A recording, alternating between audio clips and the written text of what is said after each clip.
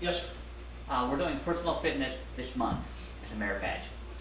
And what it entails is we're going to test them on some sports next week and help them improve over the month.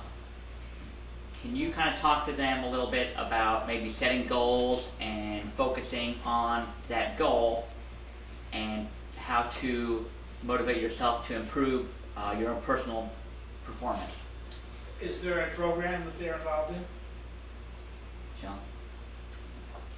No, it will just be, I'm not really sure if they... It's like their sit-ups, push-ups, long jump, track. Yeah, they're tested on a few key elements like next week, and then 13 weeks from now they will be retested. And at that time they need to improve upon their original testing protocol. Well, what can they do to stay focused long enough to improve and not lose sight? Well, it's only 1 week, you know, I really don't need to worry about it this week. Kids this age lose focus on the end goal. they won't lose focus if they see progress. Okay. And the way to gauge progress, in my opinion, is you keep a log. Take a piece of paper, and each time you do something, whether it's a sit-up, a push-up, running in place, whatever it might be, you keep a log as to how you did that particular time. And the next time, you did keep a log as to what you did that time. This way you can compare short-term. You cannot think long-term. Long-term will discourage you. Short-term will show you success right when you need it to keep on going. We all need that incentive. The other thing I would suggest is try to do it with a buddy. Doing it yourself is tedious. When I go to the gym, I usually have someone, my wife or a friend, go with me. It's a lot easier. It's more fun, actually. And to gauge your progress is a very important part of physical fitness, because you can see yourself advancing. And it's an incentive, but it feels good inside to know that you're achieving something. Just like Brian. Now, is there a way, if they're working with a buddy, how they can stay focused on their own goal and not be worried about that person next to them? Yeah, I don't want it to end up being a competition. Have each of them monitor the other and help the other. Help the other. Okay? So you're there for your buddy, and your buddy is there for you. If there's something you see that he could do differently or better, suggest it to him, but be positive, not critical, not negative. Does that answer your question? Mm-hmm. All of this is really about people helping people, which is part of your Boy Scout pledge. Anyone else? Yes, sir. You brought this up earlier, and it's something that you hear on TV all the time. You know, like when you're watching the golf and stuff, and you're seeing Tiger Woods. You know, because you mentioned him several times. And they say it on TV, and you said it too, that what a great sportsman and stuff that he is.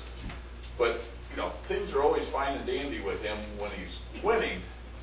But when he's losing, you constantly see him swearing on TV, throwing. Really? Not lately. Oh yeah, oh yeah. He'll have a bad shot, and he'll damn, or even something worse than that.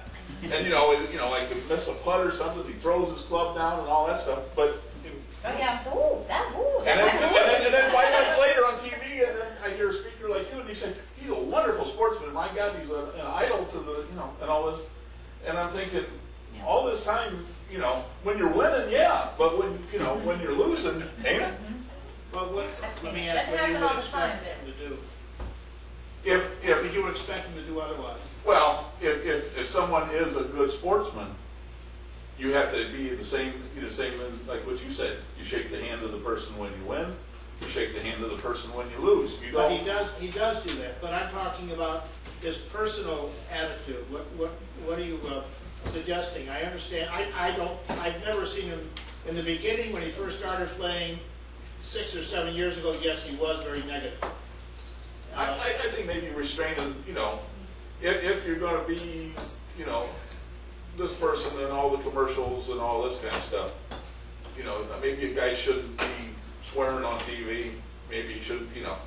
I mean, I could see that if I'm out there on a public course and I muff a shot, you know, if I throw my club down, you know, hey, so be it, you know. But if a guy's on TV and making hundreds of millions of dollars with endorsements, I think he should keep his club in his hand and maybe just say, dang, I screwed up, instead of just blurting out whatever he feels I like. suggest you write him a letter and tell him so. Well, I mean, I guess I'm just asking because, you know, you mentioned too what a great... I don't see him the way you're seeing him. I really don't. I think there have been times, yes, when he's lost his temper. I've seen that.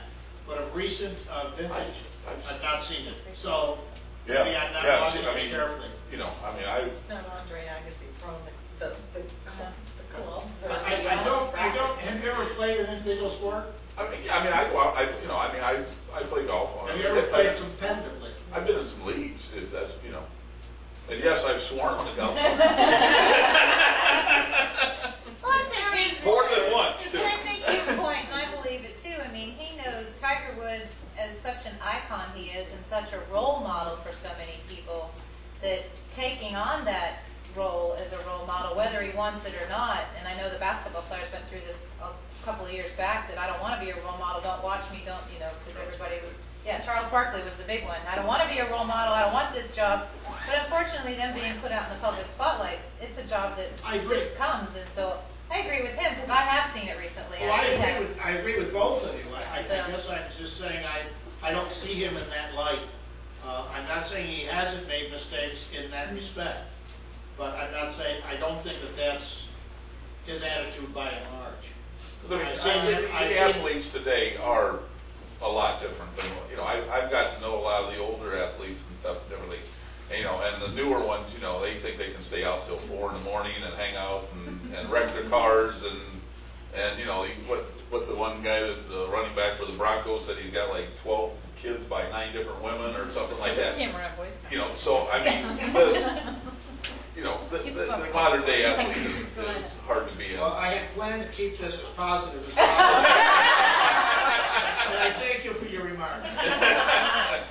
well, I think it applies to these guys too, because like you said at the very beginning, us as parents, we want our boys to all be good role models. We know the importance of the scouting program, and so, you know, people look at scouts as different. I mean, I don't know how many of you guys watched Survivor, and that lady lost because she had her scout uniform on and she was mean to somebody. So people look at you boys as Boy Scouts and us as leaders as different. You're bigger. You're set to higher standards. If we want special service, we bring him out with his uniform on. I heard that one. Really kind. But you find out who believes in scouting when the boys are in their uniform and they're willing to shake their hands, and you guys are role models too. I think you'll agree with that.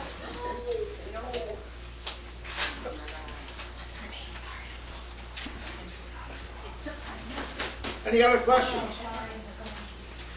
I have a question. Yes. Did you go to college? Did I go to college? Yes, I went to college. Where? I went to a little college in Buffalo called Canisius College. And I went to the University of Buffalo for my graduate degree. You know what cold is like. I didn't go to Syracuse though. Yes. To go along with what you said about having fun, I want to make a comment. I want to stress to these guys, Boy Scouts is designed to be fun.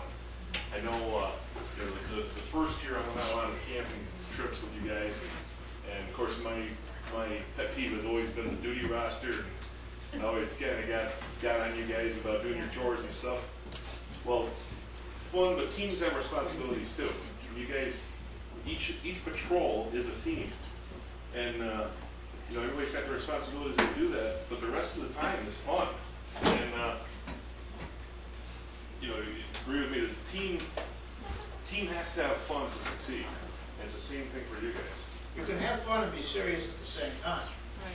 It doesn't sound like it's possible to do both, but it is.